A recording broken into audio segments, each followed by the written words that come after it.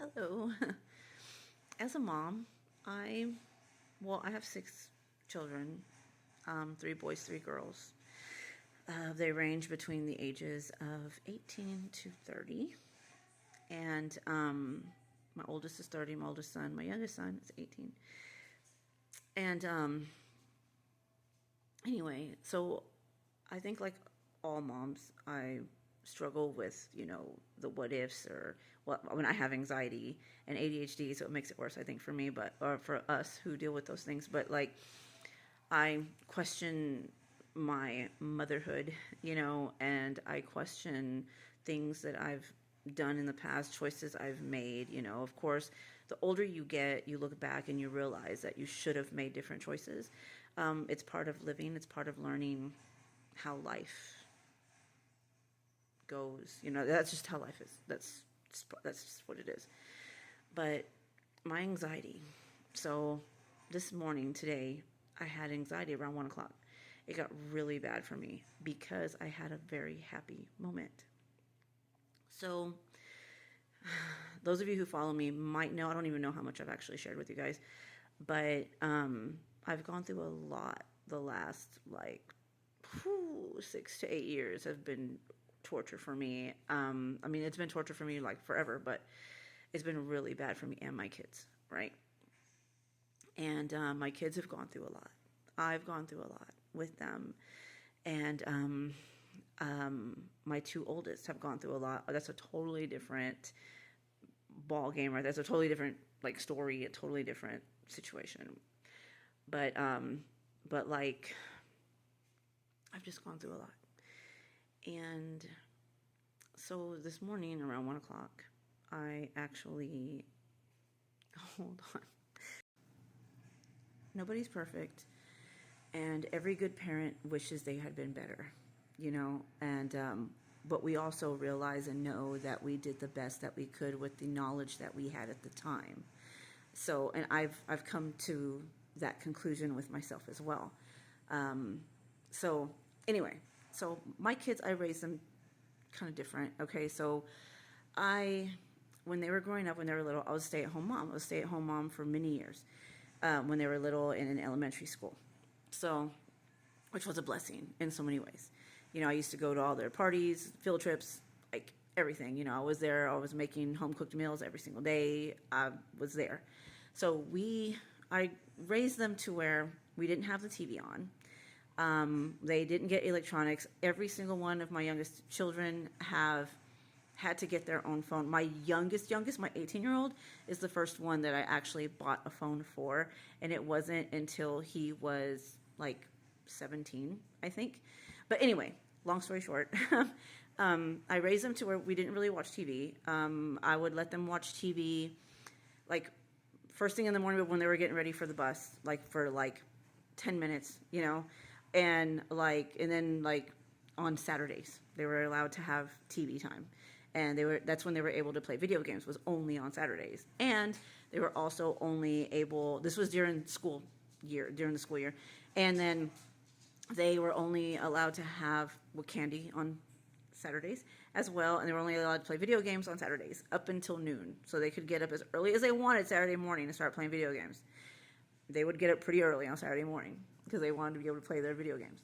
So anyway, so my kids were raised to where they would come and chill with me. They would chill with me in the kitchen. They would clean. They would play board games. They still play board games to this day, and I love it.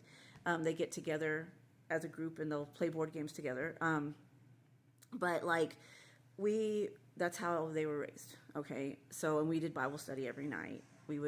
What our form of Bible study was, we would read a chapter in the Bible straight from the Bible, no matter how young they were, and we would discuss it. And you have no idea the conversations we had. Amazing, right? So basically, but what I'm saying is, they would come and they would chill with me in the kitchen when I was cooking a lot. Even if I was in there making something, because I made everything from scratch. So I would be in there for hours sometimes making a meal, and they would legit come and sit on the table, sit on the chairs, sit on the counter, and talk to me. And we'd have crazy conversations. I loved it. Loved it. Okay. So over the last 6 years or so, I don't know, I can give you a precise time later, but things have kind of gone south, and I haven't been able to do any of that stuff with my kids, and they're not around, and like I'm having issues with one, and then one wants to go and be crazy somewhere, and then the other one wants to do something else. It's just been, just being a mom is hard, okay? So today I'm in there and I'm making breakfast. I made homemade tortillas yesterday, and so I had some left over, and I thought, okay, well, let me make some tacos this morning, right? So I went and I made some papas. I fried up some papas, and I fried up, and I with chorizo and like egg and like all this stuff, right?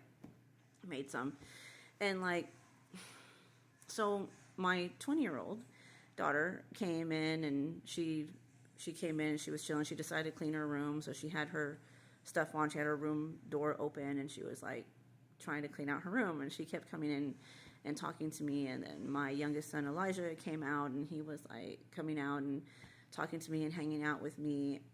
And for a moment,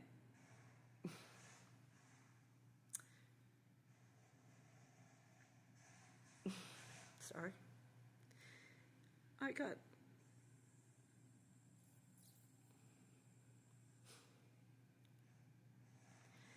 felt amazing. It felt like it felt when they were younger.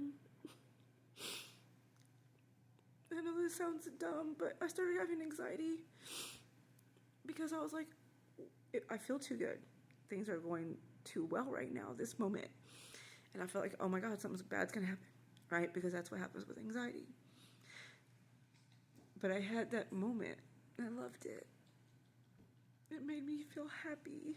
And I know I'm crying, and I went into anxiety, but it did make me happy. And it just brought back all of that.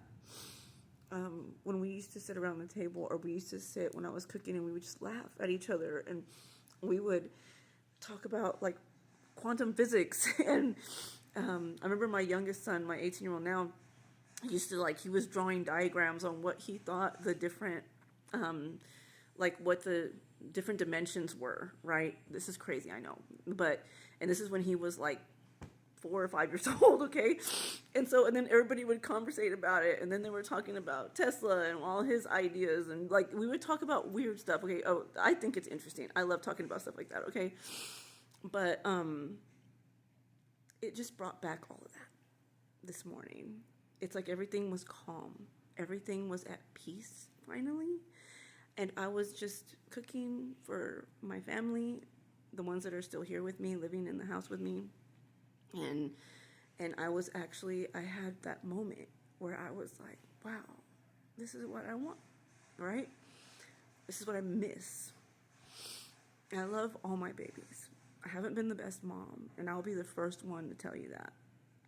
There's no parent out there that can say they're the best. None. If you say you're the best, you're definitely not. I've made my mistakes, and I've made decisions that I thought were good, and then when I look back, I'm like, shouldn't have done that, or shouldn't have thought that, or I thought too good about something. That's my big downfall, is thinking positively and good about people, and then later on I found out they weren't good, or maybe I wasn't the best decision because that person wasn't as good as I thought they were. But anyway, I'm just saying that's what happened to me today, and it ended up, I started having really bad anxiety. I couldn't breathe. I started feeling like I was shaking. I felt like I was going to faint. My brain was going everywhere. Derealization kicked in really hardcore. And I had to calm myself down and be like, it's okay. I had to tell myself, it's okay for you to have a happy moment. It's okay. Anyway, just remember you're not alone.